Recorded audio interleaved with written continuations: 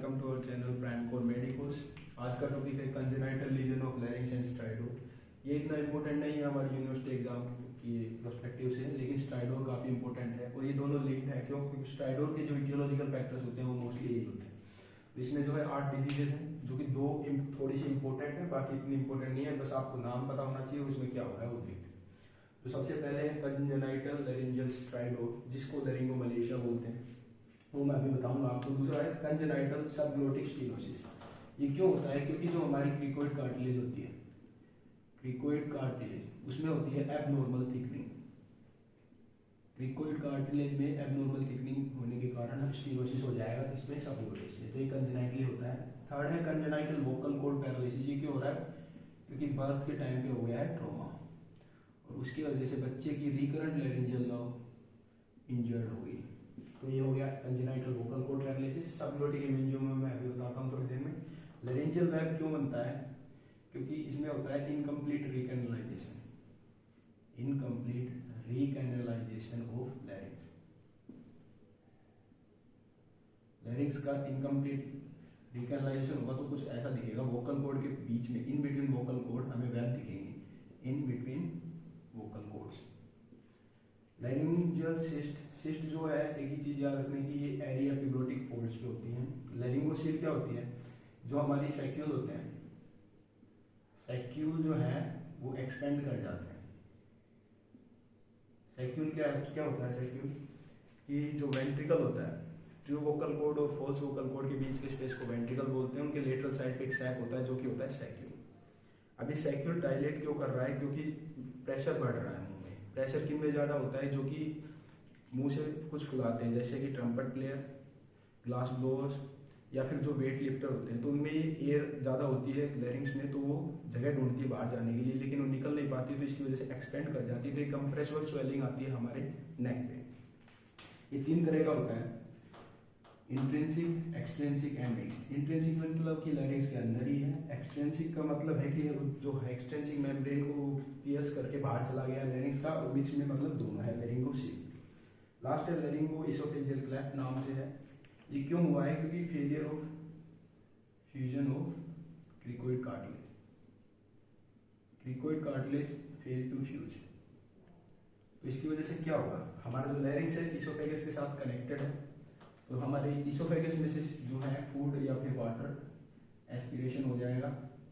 अगर एस्पिरेशन होगा तो हमारे लंग्स में पानी चला जाएगा, तो हो जाएगा निमोनिया, फ्लूइड फिल्ड लंग्स, और CCC मतलब कफ, चोकिंग एंड साइनोसिस। तो ये हो गई है।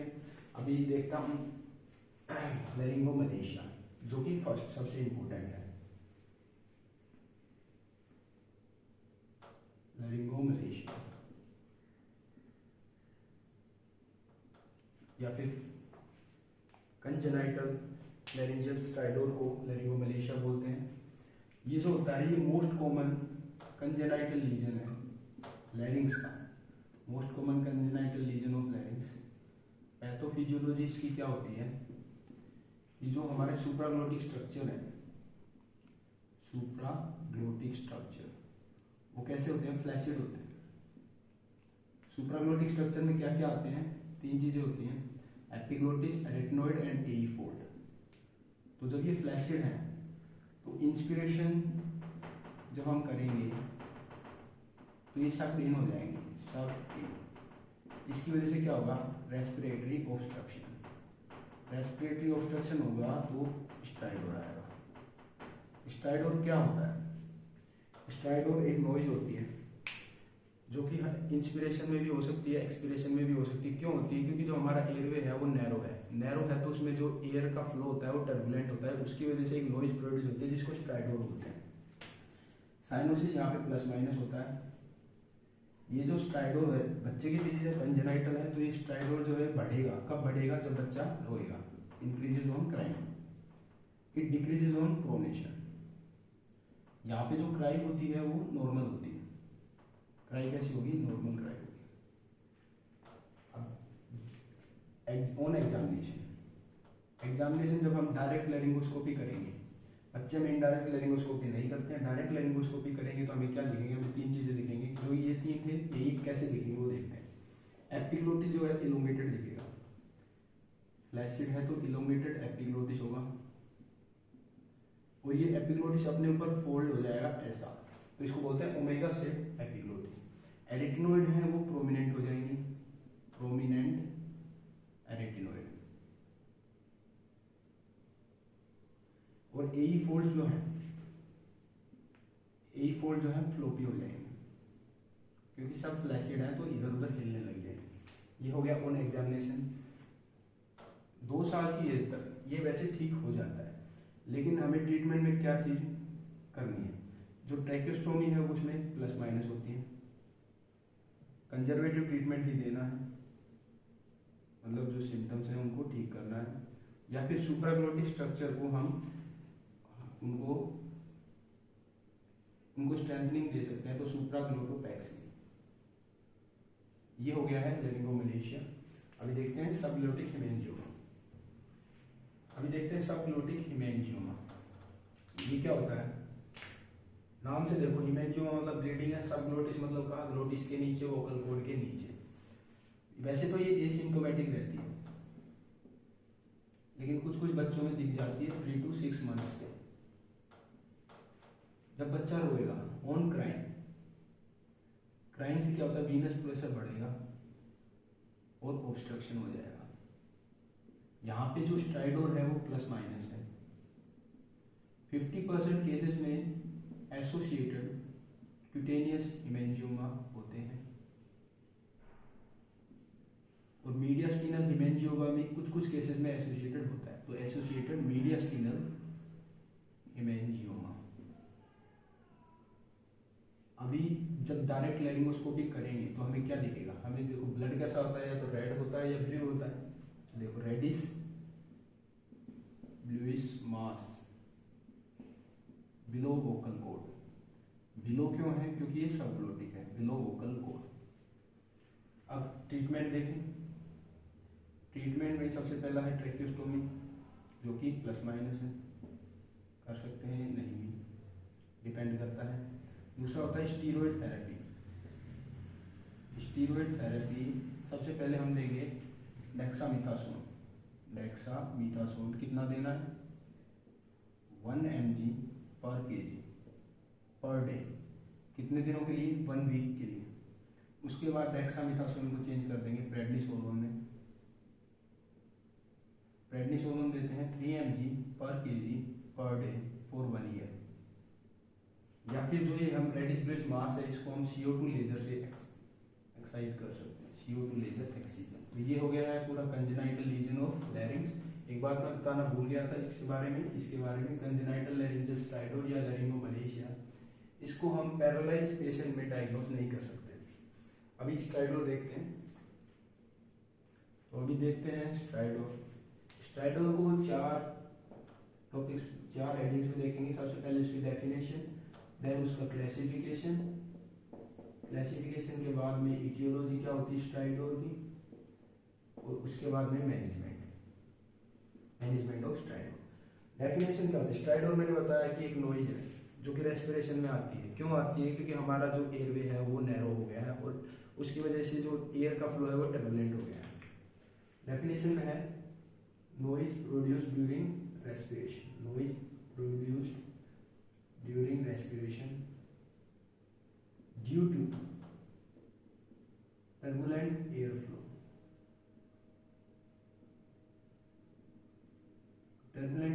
because of narrow airway। Airway narrow क्यों है, क्योंकि ऑब्स्ट्रक्शन है, कहीं ना कहीं ऑब्स्ट्रक्शन है। अब देखते हैं क्लासिफिकेशन ऑफ स्ट्राइडोर। क्लासिफिकेशन, स्ट्राइडोर को 3 टाइप्स में डिवाइड किया है। मैंने बताया कि रेस्पिरेशन में हो रहा है, तो या तो वो इंस्पिरेटरी होगा, हमें जो आवाज आएगी वो इंस्पिरेशन पे आएगी, इंस्पिरेटरी टाइप, या फिर वो एक्सपिरेटरी होगा, या दोनों में ही आ सकती है, तो हो जाएगा बाइफेजिक। अब कौन सी जगह इंस्पिरेटरी होगा, कौन सी जगह एक्सपिरेटरी होगा और बाइफेजिक होगा, वो उस डायग्राम में देखते हैं। तो लीजन अगर हमारे फेरिंग्स में या सुप्राग्लोटिस में है तो इंस्पिरेटरी टाइप ऑफ स्ट्राइडोर। लीजन अगर थोरेसिक ट्रैकिया या प्राइमरी एंड सेकेंडरी ब्रोंकाई में है तो एक्सपिरेटरी स्ट्राइडोर। अगर लीजन ग्लोटिस, सब ग्लोटिस या फिर सर्वाइकल ट्रैकिया में है तो हमारा होगा बाइफेजिक स्ट्राइडोर। अभी देखते हैं इंस्पिरेटरी स्ट्राइडोर जो है फेरिंक्स में हो सकता है या फिर सुप्राग्लोटिस में हो सकता है। तो फेरिंक्स में क्या होगा, रेट्रोफेरेंजियल एब्सेस हो सकती है। सुप्राग्लोटिस में अभी पढ़ा था थोड़ी देर पहले, लेरिंगोमलेशिया, कंजेनाइटल लीजन्स में कि जो फ्लैसिड थे तो वो सक्टेन हो गए इंस्पिरेशन में और इसकी वजह से आया स्ट्राइडो। तो इंस्पिरेटरी टाइप ऑफ स्ट्राइडो। एक्सपिरेटरी में देखिए कि यहाँ पे है थोरेसिक ट्रैकिया, थोरेसिक ट्रैकिया और प्राइमरी एंड सेकेंडरी ब्रोंकाई। तो इसमें हो सकता है स्टीनोसिस, अगर ट्रैकिया का स्टीनोसिस हो जाएगा, कौन सा ट्रैकिया, थोरेसिक ट्रैकिया, तो expiratory stridor. Primary and secondary bronchi में कोई फॉरेन बॉडी आ गई है तो भी एक्सपिरेटरी स्ट्राइडो होगा। बाइफेजिक में तीन चीजें थी, ग्लोटिस, सबग्लोटिस एंड सर्वाइकल ट्रैकिया। तो ग्लोटिस में क्या होता है, वोकल कॉर्ड होते हैं। अगर वोकल कॉर्ड पैरालिसिस है तो biphasic stridor. Subglottic stenosis, biphasic stridor. Cervical trachea में क्या होगा, लैरिंजियल एपिनोमा होंगे। तो ये हो गया है classification of stridor, inspiratory, expiratory and biphasic. अब देखते हैं इटियोलॉजी, इटियोलॉजी ऑफ स्ट्राइडो। इसके लिए मैं अभी ये मिटा देता हूं। अभी देखते हैं इटियोलॉजी ऑफ स्ट्राइडो। तो इसको दो तरीके से देख सकते हैं, एक है फ्लोचार्ट जो कि बुक में दिया हुआ है। स्ट्राइडो जो है कंजेनाइटल हो सकता है या फिर एक्वायर्ड हो सकता है। कंजेनाइटल कोजेस याद कैसे कर सकते हैं, L2S2E3। L से क्या है, लेरिंगोमलेशिया, मोस्ट कॉमन कोज है। लेरिंजियल वेब है। उसके बाद S से क्या आएगा, सबग्लोटिक स्टीनोसिस, सबग्लोटिक हिमेंजियोमा और पैरालिसिस है। पैरालिसिस तीन चीजों का हो सकता है,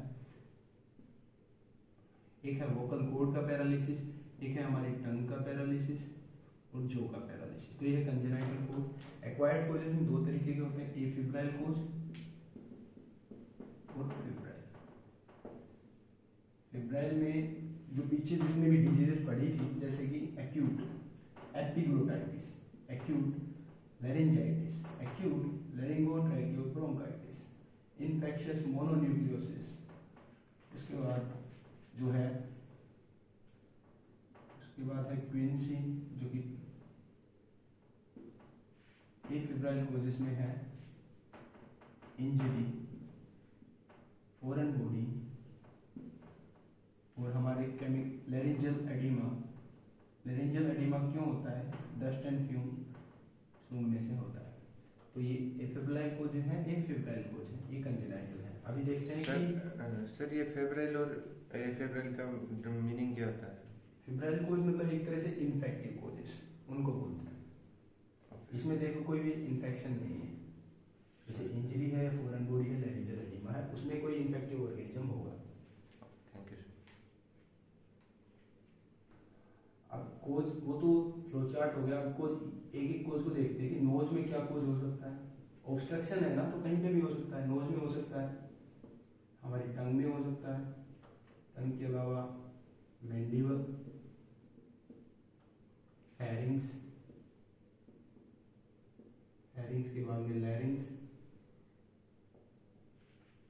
लैरिंग्स के बाद में trachea and primary and secondary bronchi और आउटसाइड हो सकता है, आउटसाइड और यहाँ कोज हो सकते हैं। तो नोज में देखो क्या ऑब्स्ट्रक्शन हो सकता है कि बर्थ पे कोएनल एट्रेसिया है। टंग क्या हो सकता है, अगर टंग बड़ी है, मैक्रोक्लोशिया, तो ऑब्स्ट्रक्शन हो जाएगा उसकी वजह से, या फिर dermoid base at base of tongue, dermoid at base of tongue, या हमारी है लिंगुअल थायरॉइड, मतलब थायरॉइड टिश्यू है हमारी टंग में। मैंडिबल में जो है, मैंडिबल छोटी है, माइक्रोग्नेथिया। अब ईरे रोबिन सिंड्रोम, ईरे रोबिन सिंड्रोम ये मैंडिबल में है। फेरिंग्स में क्या हो सकता है, फेरिंग्स में ट्यूमर हो सकता है कोई, रेट्रोफेरेंजियल एब्सेस हो सकता है, या फिर फेरिंग्स में जो एडिनो टोंसिल हाइपरट्रोफी हो सकती है, हाइपरट्रोफी। ये यहाँ पे भी आता है एडिनो टोंसिलर हाइपरट्रोफी एपिब्रल कोज में। लैरिंग्स में क्या क्या कोज हो सकते हैं? लैरिंग्स में कंजेनाइटल कोज जो अभी यहाँ पे हैं, जैसे कि लैरिंगोमलेशिया, सबग्लोटिक स्टेनोसिस, पैरालिसिस है वोकल कॉर्ड का, वही सब यहाँ पे भी कोज होंगे। Laryngeal stenosis, vocal cord paralysis, subglottic haemangioma. तो इनको याद कैसे कर सकते हैं कि लैरिंग्स ट्रैकिया इसमें ये ट्रिक मैंने बनाई है जो कि है किंड, मोस्टली यूज करते हैं। सी से कंजेनाइटल लीजन होगा कोई भी वो रहे, आई से इन्फेक्टिव कोज रहेंगे वो रहे, न्यूप्लाज्म हो सकता है कोई भी लैरिंजियल कार्सिनोमा, टी से है ट्रोमा और फॉरेन बॉडी। इसके अलावा मिसलेनियस कोज भी होता है जैसे कि टिटनस। एक न्यूरोजेनिक कोज होता है लैरिंग्स में जो कि ऑब्स्ट्रक्शन करा देता है, उसकी वजह से होती है लैरिंजियल पैरालिसिस। ट्रैकिया में क्या हो सकता है? पहले मैंने बताया था tracheal stenosis. Primary and secondary bronchi में क्या जा सकती है? Foreign body. आउटसाइड एयरवे में क्या हो सकता है? रेट्रो ईसोफेजियल एब्सेस हो सकती है, या कोई मास हो सकता है हमारे चेस्ट में, यानी चेस्ट मास। तो ये हो गए इटियोलॉजिकल फीचर्स किसके? स्ट्राइडोर के। मैं एक बार रिवाइज करवा देता हूँ। स्ट्राइडोर में कंजेनाइटल रीजन हो सकते हैं, एक्वायर्ड हो सकते हैं। कंजेनाइटल में laryngomalacia, laryngeal web, subglottic stenosis, subglottic haemorrhage, paralysis of vocal cord, tongue and jaw. Acquired में afebrile and febrile cause. Afebrile में injury, foreign body, laryngeal oedema, adenotonsillar hypertrophy and papillomatosis. एक और भी होता है पैपिलोमेटोसिस। फिब्राइल कोजेस में acute laryngitis, acute epiglottitis, acute laryngotracheobronchitis, infectious mononucleosis quinsy. Nose में क्या प्रॉब्लम हो सकती है? कोएनल एक्रेशिया। टंग में टंग बड़ी है, मैक्रोग्लोसिया, डर्मोइड या base of tongue, lingual, thyroid. Mandible में क्या हो सकता है कि हमारी मैंडिबल छोटी है, माइक्रोग्नेथिया या पीरेरोविन सिंड्रोम। फेरिंग्स में कोई ट्यूमर हो सकता है या रेट्रोफेरेंजियल एब्सेस है या एडिनोइड टॉन्सिल का साइज बढ़ा हुआ है। लैरिंग्स की ट्रिक मैंने बताई कि हिंट सी से कंजेनाइटल कोजेस ये रहे, इन्फेक्टिव कोजेस वो रहे, न्यूप्लाज्म कोई भी लैरिंग्स का ट्यूमर। मिसलेनियस कोज में आ जाता है टिटनस आता है, और एक न्यूरोजेनिक कोज है जिसमें कि लैरिंग्स की पैरालिसिस हो जाएगी, तो ऑब्स्ट्रक्शन हो जाएगा। Trachea and primary and secondary bronchi में ट्रैकिया का स्टेनोसिस हो सकता है या फॉरेन बॉडी आ सकती है। आउटसाइड एरिया में हमारे चेस्ट में कोई भी मास है या रेट्रो इसोफेजियल एब्सेस है। अभी देखते हैं मैनेजमेंट ऑफ स्ट्राइडोर। अभी देखते हैं स्ट्राइडोर का मैनेजमेंट। मैनेजमेंट से पहले पता होना चाहिए कि स्ट्राइडोर जो है एक साइन है। Stridor is a sign not a disease. तो हम साइन को तो ठीक नहीं कर सकते, हमें तो डिजीज को ठीक करना है। तो हमें सबसे पहले ढूंढना पड़ेगा इसकी इटियोलॉजी क्या है। तो इटियोलॉजी ढूंढने के लिए मैनेजमेंट में 3-4 चीजें होती हैं। सबसे पहले हम देंगे क्या? हिस्ट्री।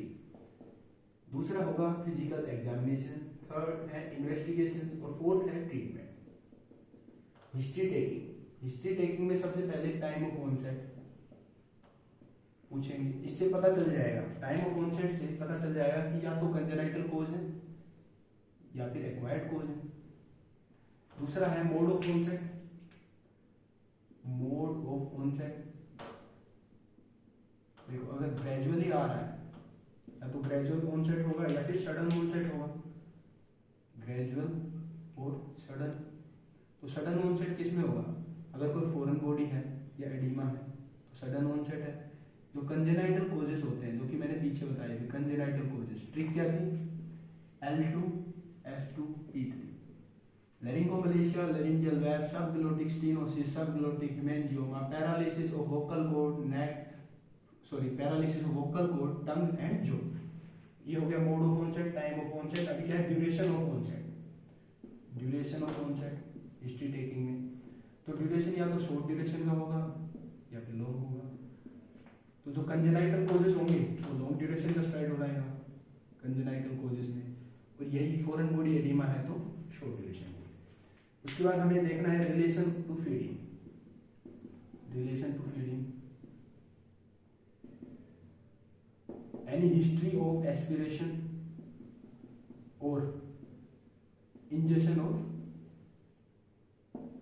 फॉरेन बॉडी, या फिर कोई लैरिंगोट्रैकियल ट्रॉमा की हिस्ट्री, लैरिंगोट्रैकियल ट्रॉमा, तो इससे हमें कोज का पता चल जाएगा। अभी देखते हैं फिजिकल एग्जामिनेशन। फिजिकल एग्जामिनेशन में हमें देखना है, देखो फिजिकल एग्जामिनेशन किस चीज का करना है, हमें नेक का करना है, टंग का करना है, फेरिंग्स, लैरिंग्स, इन सब का फिजिकल एग्जामिनेशन करना है। अगर अडल्ट है तो अडल्ट में हम इनडायरेक्ट लैरिंगोस्कोपी कर सकते हैं, लेकिन अगर चाइल्ड है तो चाइल्ड में हमें करनी होती है फ्लेक्सिबल फाइबर ऑप्टिक लैरिंगोस्कोपी। अब साइट ऑफ स्ट्राइडोर ढूंढ सकते हैं कैसे, आवाज से। आवाज से देखो कैसे कि अगर स्नोटिंग है, स्नोटिंग की साउंड आ रही है तो नोज या नेजोफेरिंक्स में दिक्कत है, ऑब्स्ट्रक्शन है। अगर मफल साउंड है तो कहाँ पे दिक्कत है, फेरिंक्स में। अगर हमें हॉर्स क्राई जैसी आवाज सुन रही है स्ट्राइडोर में, हॉर्स क्राई, तो लैरिंक्स में प्रॉब्लम है। या फिर एक्सपिरेटरी व्हीज तो दिक्कत है ब्रोंकाई में या ट्रैकिया में। अब एक चीज है associated fever. Associated fever, fever आ रहा है तो मतलब कि इन्फेक्टिव कोज होगा। इन्फेक्टिव कोज में क्या हो सकते हैं, acute laryngitis, acute epiglottitis, acute laryngotracheal bronchitis, ये सब। अब एक होता है कि डिसअपियरेंस ऑन प्रोनेशन, अगर स्ट्राइडोर जो है प्रोनेशन पे वापस चला जा रहा है या कम हो रहा है तो इसका मतलब कि जो हम ये टंग हो सकती थी बड़ी है, मैक्रोग्लोसिया कोज हो सकता है, या फिर माइक्रोग्नेथिया कोज हो सकता है। अब इसके अलावा फिजिकल एग्जामिनेशन में हमें क्या करना है, हमें स्टेथोस्कोप से आवाज सुननी है। इन्वेस्टिगेशन में देखो कुछ नहीं है, अगर फॉरेन बॉडी है तो उसके लिए क्या कर सकते हैं, एक्सरे कर सकते हैं, किसका, चेस्ट एक्सरे, नेक का एक्सरे कर सकते हैं, या फिर LSTM, lateral view of soft tissue neck, foreign body. इसके अलावा हम एंजियोग्राफी कर सकते हैं और CT scan with contrast for mediastinal mass. Mediastinal mass के लिए इन्वेस्टिगेशन कर सकते हैं। अभी ट्रीटमेंट क्या है, बहुत ही सिंपल ट्रीटमेंट है, ट्रीट द कॉज। हमारे लिए सिंपल है यूनिवर्सिटी एग्जाम में लिखने के लिए, लेकिन डॉक्टर के लिए नहीं, ट्रीट द कॉज। तो ये इसी के साथ स्ट्राइडोर कंप्लीट होता है। Thank you very much.